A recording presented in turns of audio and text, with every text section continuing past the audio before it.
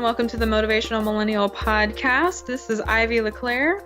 I'm Blake Brandis. We are excited to jump into our conversation that's inspired by our interview with Jackie Rotman. And before we dive in, we do want to mention that we will be discussing openly some adult conversations around sexuality and sexual assault. And so this is a trigger warning, and also would be good to hide the kiddies from this conversation. But we are excited to talk about it because we felt like the interview last week was really rich and inspiring and amazing. And we hope that this conversation is as well. So go ahead and get started. Today's theme is around healing. And so, Blake, what for you was the topic you wanted to talk about or stood out for you about healing? So Jackie is working with an organization right now to promote restorative justice in cases where people have experienced sexual harm. And one of the themes that she brought forward that I thought was really powerful was this idea of healing versus punishment.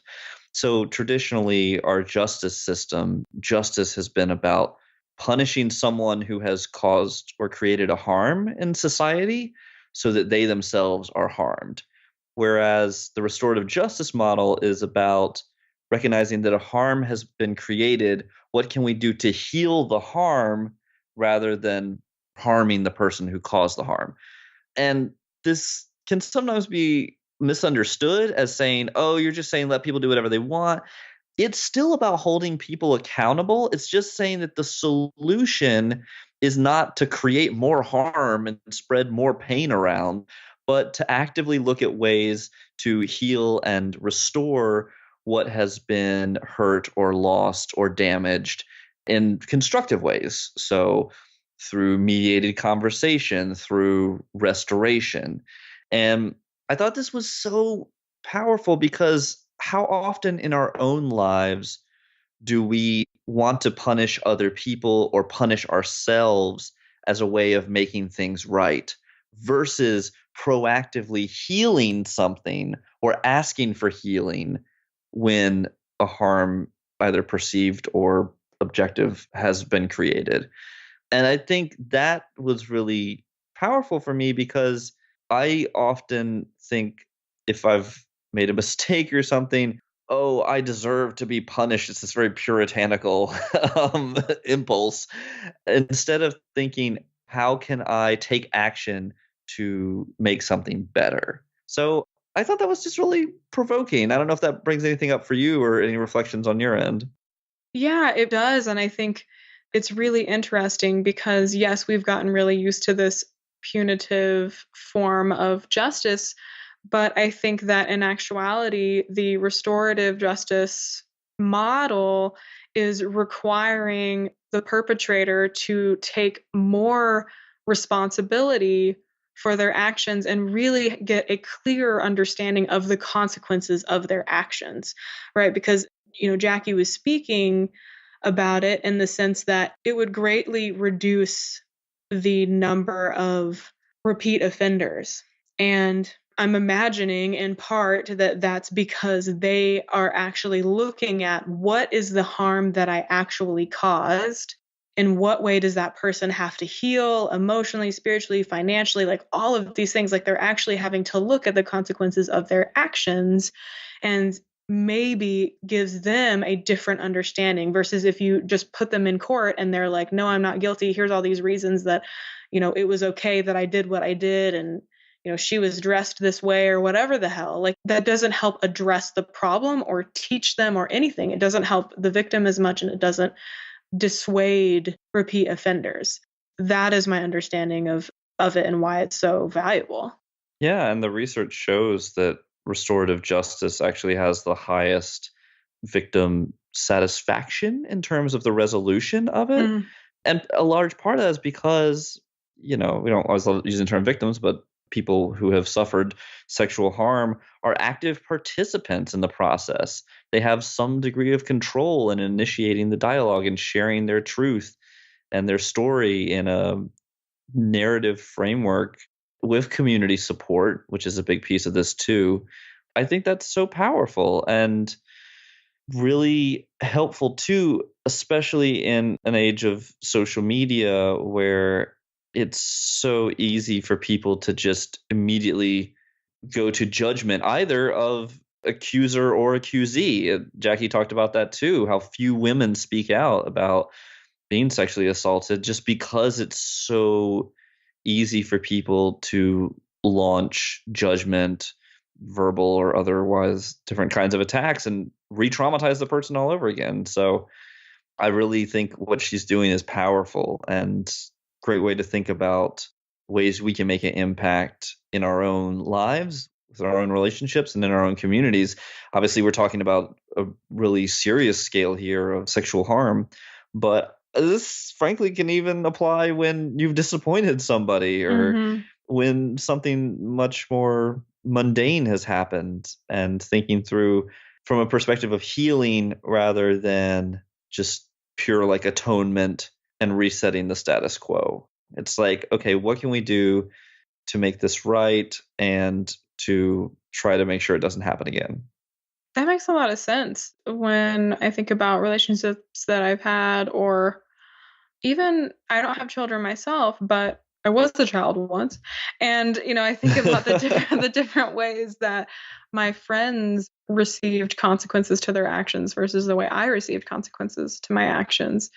Just getting grounded. I mean, that was kind of the worst thing, especially when you got to be older. Like when you were a little kid, it was like, go stand in the corner or something, stand in the corner for like Mhm. 5 minutes. You're like, what's happening? 5 minutes is forever when you're like a little kid. But, you know, those consequences without understanding the harm that was caused. Like, so if I'm a teenager and I'm 30 minutes late past my curfew, it's interesting to have a conversation about, I was really worried about you. Like, try to understand it from my perspective. I mean, teenagers are going to be hard to like be, they're just kind of angry. But what I'm saying? Like, I just think that for me, that feels like parallel when I think about being in relationships that I've had before, where it feels like much more productive and healthy to talk about why some action was harmful. How can we restore trust, or how can we restore, like you said, sort of I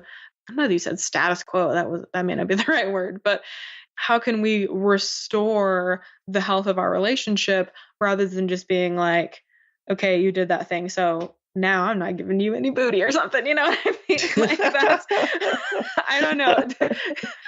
Maybe it's going totally off the rails, but I just felt like this was like a smaller examples of what you're talking about. Mhm. Yeah, no, I think that's right. And how do you think that those on a smaller scale or more day-to-day scale could be also helpful for the healing of a relationship, maybe between mother and child, or between siblings, or between, in a relationship in our day-to-day lives? How do you think that could help with the healing process? Well, I think it really puts the focus on the future rather than the past. Mm, It's instructive to learn from the past, but it's saying, okay, let's talk about the future because what's past is past. What's happened has happened. So we're not going to spend a lot of time there, but we're really going to put our focus on how we can change the relationship and the dynamic or the circumstances moving forward. So when you think about frustration that parents sometimes have with kids, it's because you can punish a kid and punish a kid and punish a kid, and the kid will just keep doing the same thing over and over again because there's not this understanding, obviously, of the general intellectual nature of a lot of life, but even more so, there's not this rewiring of stimulus response. So it's like, okay, I want to do this thing. I did this thing. I got punished.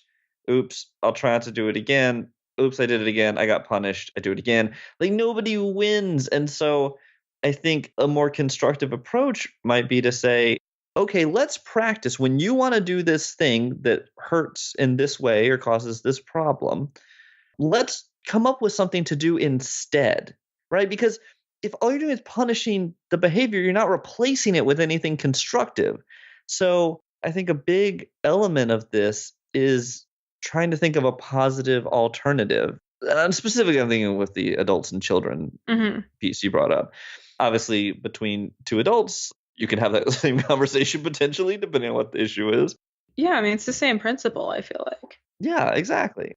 As you were talking, I distinctly remember this time when I was in grade school and I started lying to my mom, just like bold-faced lying. And I remember she was like, "Hey, did you take your dish and put it in the kitchen?" And I was like, "Yeah." And I just hadn't at all. It was just this it was just this bold-faced lie. And she sat me down and was explaining to me why she didn't want me to lie to her. And she was telling me that it was all about trust and that it was so important. My mom is a single mom and I'm an only child. So, how important it was for us to be able to trust each other. I didn't lie to her anymore after that. I really understood why it was important, not just because I'm going to get in trouble if I do. Yeah. And that was a shift for me. And I bet more empowering for her in that sense too. Yeah, and trust is about safety, whether it's emotional safety, physical safety, both. And Jackie made an offhanded comment that I thought was actually really important. And she said she was essentially talking about how releasing the cycle of shame was healthy, obviously, for people who had suffered sexual harm, but it was also helpful for people who had committed sexual harm. And I think so much of what drives people to hurt other people is their own hurt, right? Hurt people. But also this idea of shame and not being able to express what they want or ask for what they want, and feeling like the only way to get that is to take it or to exert power over other people. And I think releasing some of that shame and creating a space where people feel safe, being able to express themselves and ask for what they want and ask for their needs is really important to building a safer and more peaceful society. It's interesting that you bring up shame and how that can affect our healing because, I mean, really, the main thing that popped out for me in this conversation was just recalling the first time that I really, really understood rape culture and how incredibly normalized and incredibly harmful hypermasculinity and the objectification of women is. I mean, because, when I was young, I grew up feminist, but I was a kid and I didn't know a lot about it. I mean, I'm talking about like middle school, like I just really felt like I was a feminist even in middle school. But I still hadn't learned a lot about it until, gosh, after grad school. I mean, I was watching a series on the YouTube channel Feminist Frequency, and the series was on video games. Feminist Frequency is a channel that analyzes these sorts of pervasive themes in media. And the series that I watched was on video games and how it's particularly harmful when it's the type of media that you can interact with and cause harm to. They may be virtual characters, but like the fact that you're able to do that and not only witness it but do it, it really is harmful and an example of how normalized culturally these types of themes are. And so what I mean by this is, the objectification of women.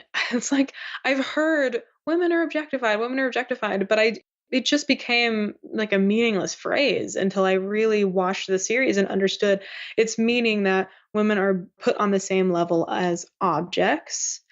And this became really clear to me. And it was a type of game I don't think that it was a Grand Theft Auto game, but it was like that style of game where the player could go to a vending machine and purchase a soda pop and get a certain amount of health.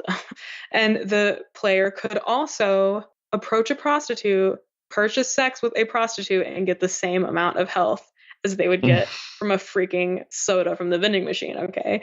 So like they're interacting with women as an object and not a human being. And I think for me, that moment, I mean, I could go on and on about my feelings on this, but it was a powerful moment for me to really have the cover from my eyes removed about not only how pervasive these themes are, how normalized they are, but the fact that I was also contributing to them. I was contributing to my own objectification and feeling like my worth was only as equal to my affability, honestly. Like let's just be real. That's what it feels like as a woman, you know? And so when I think about healing from not just this harmful social norm, but also other social norms that can be harmful in our culture that are around race and religion and, sexuality. And, the first step for me was being aware that that was happening and also taking responsibility for the ways in which I was perpetuating that for myself. And it wasn't easy to do that. It wasn't easy to see it and admit it. And just like it's not easy to see and admit and think about the ways in which we have privilege that are multifaceted. Mm-hmm. But when I think about the healing from it, I think about how I recently moved back to the heartland. I moved back to Kansas from California. I was living in the San Francisco Bay Area for almost 4 years. And there is an extremely open, liberal place where people are just like walking around nude. Like that's a real thing.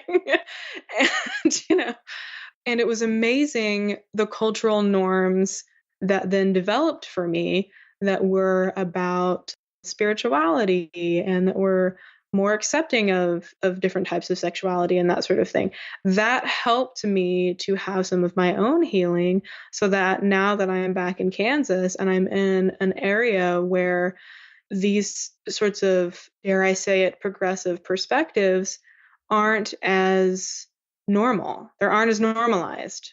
What's normalized is more harmful, in my opinion, ways of viewing life. And so I feel grateful that I was able to be around that environment long enough so that when I come here, I can really know there are other ways of living and viewing life.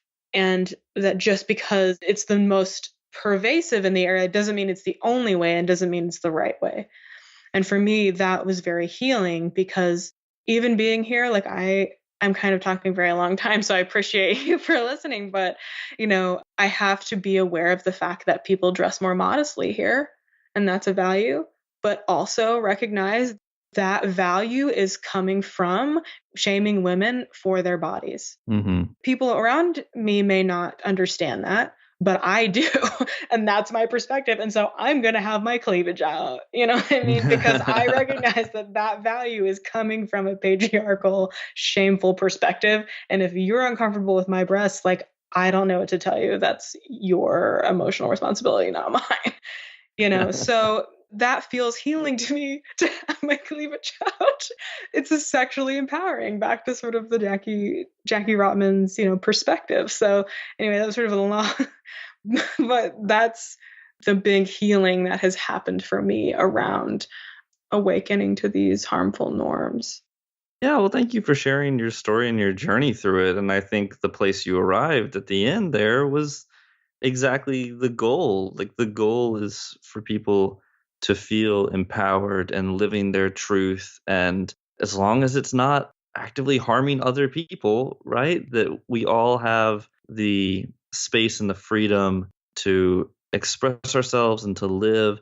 And because it's America, other people do have the ability to judge you for it. I think that's why community is really important. And one of the reasons why what Jackie is doing is so important, having this Yes. conversation, helping people feel supported, feel heard, feel loved, and feel like there's a safe place for them as they are being their bold selves, as they are speaking up, and as they are receiving the pushback, which is inevitably going to happen.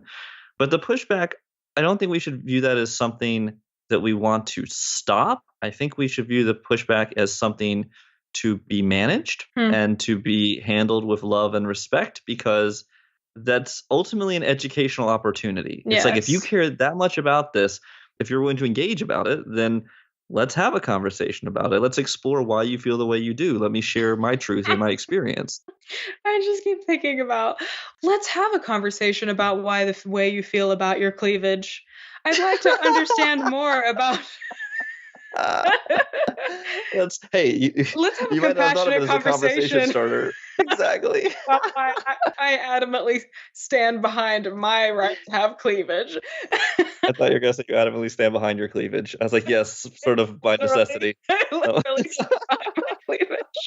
It goes with me everywhere. Well, maybe you can report back on that for us if you've had any transformative conversations in the heartland. Yeah, I mean, I really appreciate that perspective because, like, I don't want to come here and change who I am because it's different. Because I think that there are people who are craving different. I think that there are people who need that on the inside, they want their cleavage hanging out too. You know what I'm saying? Like, and they don't want to be shamed for it. And it's just a small thing, but if I know I keep making that joke, but I'm being serious in that, if I can be someone who's owning being different and being, aware in a different way that there are different ways of living and viewing life, and I'm going to live and view life in the way that is most in alignment with me, even if it's different from yours. And that's a great way to come at the conversation with someone, not come at it as you're just not progressive or you're backwards, whatever. No, it's like, I just believe that there are multiple ways to live life and multiple values to have in life. And this is an important value to me, and this is how I'm going to live it. And just know that there are going to be people, and that there are people who are like craving that. I mean, I was that person, in the Bay Area. So like, I really benefited a lot from that community. So if I can be someone, or if we can all be someone who is true to ourselves, no matter where we are that beacon, we are that, community that you're getting validation for being different and speaking your truth. Just like Jackie is out there speaking her truth about sexual empowerment, even though it's not something that we normally talk about. And so, I think that that's really awesome and great, and yay. Indeed. As they say, let your freak flag fly. Flag fly. Yes. I wonder what a freak flag would look like. I'm going to think about that. Very good. Listeners, let us know what your freak flag looks like. Feel free to email us at Ivy or Blake at motivationalmillennial.com. Oh, funny. Okay, well, thank you so much for this great conversation, Blake. Thank you, Ivy, and thank you to our amazing listeners. We appreciate y'all going into some different territory for us on the show, and let us know what you thought. Let us know your experiences. This really is a conversation and a community, so we appreciate you being part of it, and we look forward to catching you next week on the Motivational Millennial Podcast. Bye. For show notes and previous episodes, or to learn more about our coaching and event offerings, visit motivationalmillennial.com. That's millennial, MILLENNIAL. Keep in touch with us at facebook.com/motivationalmillennial. We'd love to hear from you. Shoot us an email with your thoughts, comments, and suggestions at podcast@motivationalmillennial.com. And tell us who you might like to hear from, or if you think you or anyone you know would be good for the show. Our theme music was composed and performed by our very own Blake Brandis. The Motivational Millennial Podcast is edited by Brittany Felix. Have a great week, Motivational Millennials!